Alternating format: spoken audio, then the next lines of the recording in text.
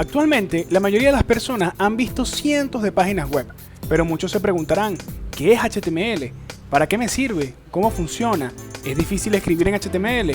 ¿Dónde puedo escribir HTML? Y otras preguntas como estas que serán respondidas a continuación. Si buscas en Google o en cualquier otro buscador la definición de HTML, probablemente encontrarás esta. HTML es un lenguaje de marcado que se utiliza para el desarrollo de páginas de internet. Se trata de las siglas que corresponden a Hypertext Markup Language, es decir, lenguaje de marcas de hipertexto. No obstante, este tipo de definiciones no nos dice mucho porque la definición es muy técnica y puede que sigamos sin entender qué es HTML. Para algunas personas al leer esto piensan que incluso HTML incluye el diseño gráfico de las páginas web, pero sin embargo eso no es cierto, ya que HTML solo sirve para indicar cómo va ordenado el contenido de una página web. Esto lo hace por medio de las marcas de hipertexto, las cuales son etiquetas conocidas en inglés como tags. Hasta el momento ya tenemos una idea sobre lo que hace HTML, pero aún no sabemos cómo funcionan las etiquetas. Para esto vamos a imaginar que tienen que hacer un ensayo sobre algún tema. Consideramos que el ensayo será nuestra página web y la manera en la que va ordenado un ensayo es por un título, la introducción, el desarrollo y la conclusión. Si se tiene en cuenta que esto nos dice cómo debe ir nuestro ensayo, podemos considerar que estas serían las etiquetas porque nos dicen la estructura que lleva, es decir, la forma en que se acomoda el texto en nuestro ensayo. Cabe mencionar que las etiquetas no solamente sirven para ordenar nuestro contenido, sino que también ayudan a los buscadores a encontrar la información por medio de las etiquetas. Ahora que entendemos el concepto de etiquetas, necesitamos poder identificarlas. Estas se caracterizan porque van dentro de los caracteres menor y mayor que, como en el siguiente ejemplo. Aquí dentro va el nombre de la etiqueta. Vemos que iniciamos y cerramos con los signos de mayor y menor que. Aunque eso no es todo debido a que deben de tener un inicio y un fin. El inicio de una etiqueta es normal, en otras palabras, lleva los dos caracteres que mencioné anteriormente, y dentro de estos se encuentra el nombre. Pero sin embargo, existe una diferencia para el fin de la etiqueta, ya que antes de escribir el nombre de la etiqueta debemos escribir un diagonal, como en el siguiente ejemplo. Tenemos el inicio de la etiqueta y tenemos el fin de la etiqueta. Existen ciertas excepciones con el fin de las etiquetas, ya que algunas usualmente solo se utilizan con el inicio de la etiqueta.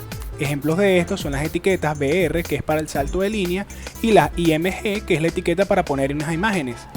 Las etiquetas pueden hacer de una palabra o una imagen un hipervínculo a otro sitio. Se pueden cambiar palabras a cursiva, agrandar o a colocar más pequeña la letra. Por ejemplo, tomemos la siguiente línea de contenido. Buen día, seguidores. Si queremos especificar que se trata de un párrafo, podríamos encerrar el texto con la etiqueta de párrafo P, pero exploremos este párrafo en mayor profundidad. Las principales partes de nuestro elemento son: número 1, la etiqueta de apertura. Esta consiste en el nombre del elemento encerrado por mayor y menor que, como lo mencioné anteriormente. La etiqueta de cierre es igual que la etiqueta de apertura, excepto que incluye una barra de cierre, cual como lo mencioné hace unos instantes. El contenido. Este es el contenido del elemento, que en este caso es solo texto. Y el elemento es la etiqueta de apertura más la etiqueta de cierre más el contenido. Todo eso equivale al elemento. Pero los elementos pueden también tener atributos, como vamos a ver ahora. Los atributos contienen información adicional acerca del elemento, la cual no quieres que aparezca en el contenido real del elemento. En este caso, el atributo class permite darle al elemento un nombre identificativo, que puede ser usado luego para apuntarle al elemento información de estilo y demás cosas. Un atributo debe de tener siempre, número 1, un espacio entre este y el nombre del elemento. Número 2, el nombre del atributo seguido por un signo de igual. Y número 3, unas comillas de apertura y de cierre, encerrando el valor del atributo. Puedes también colocar elementos dentro de otros elementos. Esto se llama anidamiento. Si por ejemplo, queremos resaltar una palabra del texto, en nuestro ejemplo vamos a utilizar la palabra seguidores, podemos encerrarlo en un elemento, strong. Este va a significar que dicha palabra debe ser enfatizada. Como podemos ver que tenemos el inicio del párrafo, luego buen día y luego la palabra seguidores entre la apertura y el cierre de strong y luego cerramos nuestra etiqueta de párrafo. Los elementos deben abrir y cerrar ordenadamente, de forma tal de que se encuentren claramente dentro o fuera el uno del otro. Si estos se encuentran solapados, el navegador va a tratar de adivinar lo que intentas decirle, pero puede que incluso tengas un resultado inesperado, así que no lo hagas. También existen algunos elementos que no poseen contenido, que son llamados elementos vacíos. Por ejemplo, el elemento IMG de nuestro HTML, como podemos ver en el siguiente ejemplo. Posee dos atributos, pero no hay ninguna etiqueta de cierre de la IMG ni contenido encerrado. Esto es porque un elemento de imagen no encierra contenido al cual afectar. Su propósito es desplegar una imagen en la página HTML en lugar en el que va a aparecer. Hasta ahora hemos visto lo básico de los elementos HTML individuales, pero estos no son muy útiles por sí solos. Vamos a ver ahora cómo los elementos individuales son combinados para formar una página HTML entera. Veamos el siguiente código, en el cual tenemos la primera línea de comando es doctype HTML. Esto significa el tipo de documento. Anteriormente, cuando HTML era joven, los tipos de documento actuaban como vínculos a un conjunto de reglas que el código HTML de la página tenía que seguir para ser considerado bueno, lo que podía significar el chequeo automático de errores y algunas otras cosas de utilidad. Pero sin embargo, hoy día es simplemente un artefacto activo que a nadie le importa. Luego tenemos las etiquetas de HTML, tanto de apertura como de cierre. Este elemento encierra todo el contenido de la página entera y a veces se le conoce como el elemento raíz. Luego tenemos head, que esta es la cabecera. Este elemento actúa como un contenedor de todo aquello que queremos incluir en la página HTML, que no es contenido visible para los visitantes de la página. Luego tenemos body. Este elemento encierra todo el contenido de lo que deseas mostrar a los usuarios web que visitan tu página, ya sea texto, imágenes, videos, juegos, entre otras cosas. Tenemos también meta-charset UTF-8. Este elemento establece el juego de caracteres que tu documento usará en UTF-8, que incluye casi todos los caracteres de todos los idiomas. Básicamente puede manejar cualquier contenido de texto que puedas incluir. No hay razón para no establecerlo y poder evitar problemas en el futuro. Y por último tenemos la etiqueta title. Establece el título de tu página. Es el título que va a aparecer en la pestaña del navegador cuando la página es cargada y se utiliza para describir la página cuando es añadida a los marcadores o como favorita. Finalmente, solo nos hace falta saber dónde escribir código HTML, y para ello solo es necesario un editor de texto como el bloc de notas, aunque en mi opinión te recomendaría que descargaras Sublime Text, debido a que facilita la escritura de código HTML. Y eso sí, si aún quieres saber si HTML es fácil de escribir, te diría que sí, porque no hay mayor obstáculo en el aprendizaje que tus propias ganas de aprender, además del hecho que desde niños hemos aprendido a distinguir y clasificar todo a nuestro alrededor, y es básicamente de lo que se encarga HTML, así que no habrá una gran dificultad. Muy bien, vamos a hablar ahora sobre PHP. Vamos a intentar responder preguntas como ¿qué es PHP? ¿Para qué sirve? ¿Cuál es su sintaxis? Empecemos con ¿qué es PHP? Este es un lenguaje de código abierto muy popular, adecuado para desarrollo web y que pueda ser incrustado en HTML.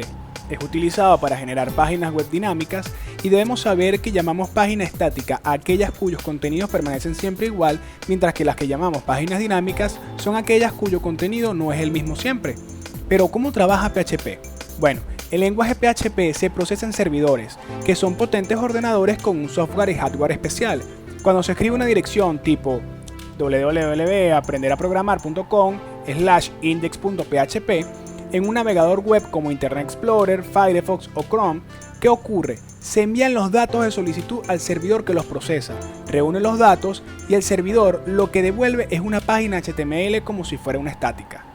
En un sitio dinámico, la información generalmente está contenida en una base de datos.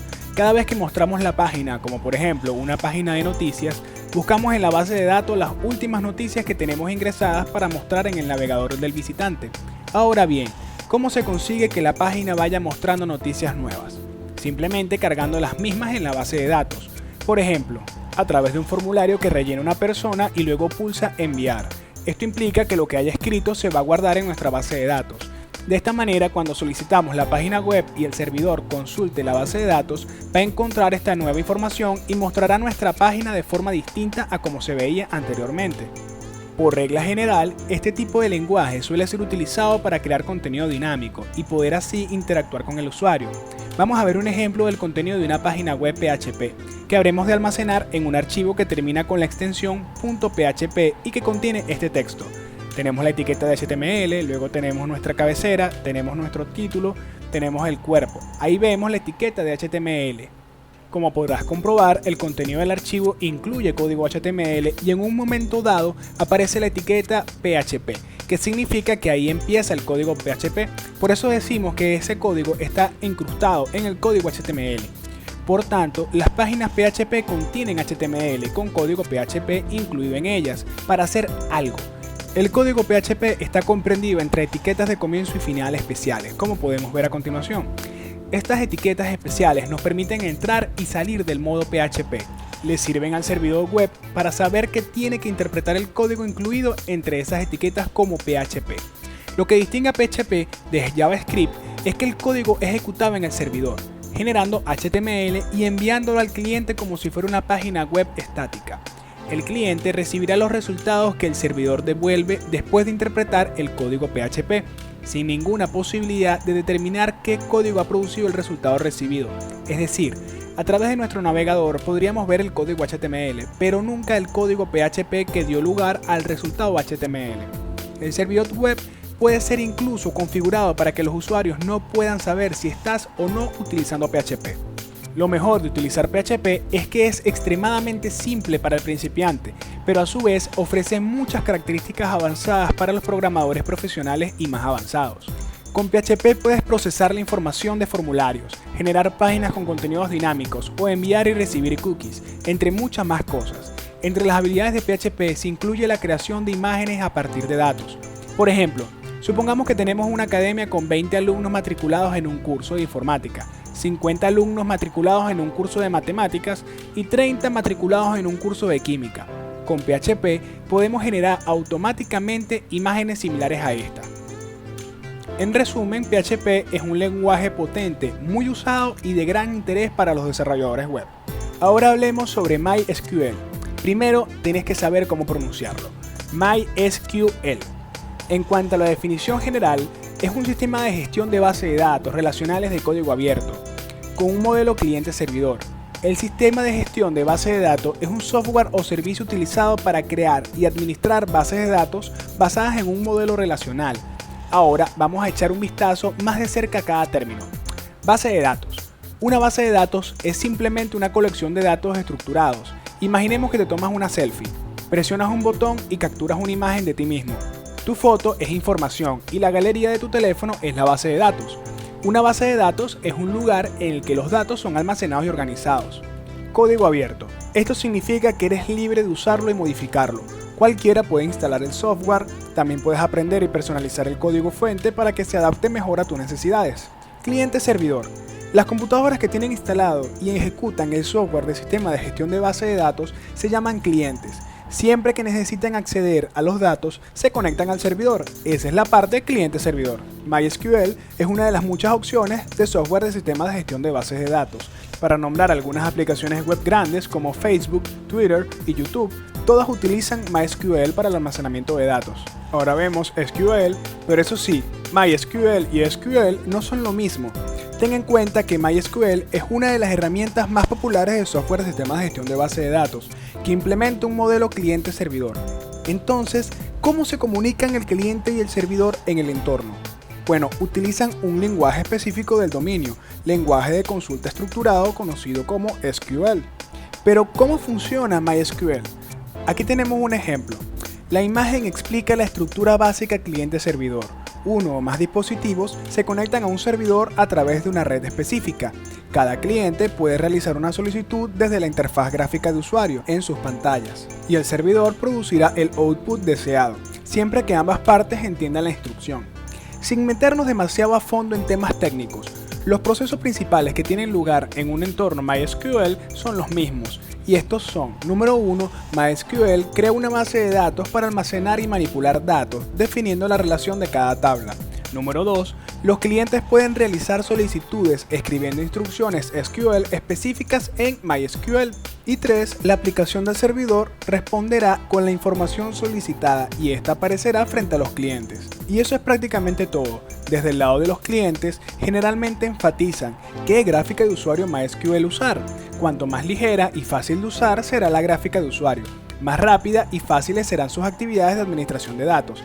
Algunas de las gráficas de usuario de MySQL más populares son MySQL Workbench, SQL Pro y DB Visualizer.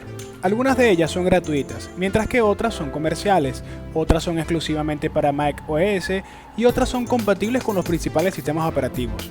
Los clientes deben elegir la gráfica de usuario en función de sus necesidades. Para la administración de bases de datos web, incluido un sitio de WordPress, la opción más obvia es PHPMyAdmin.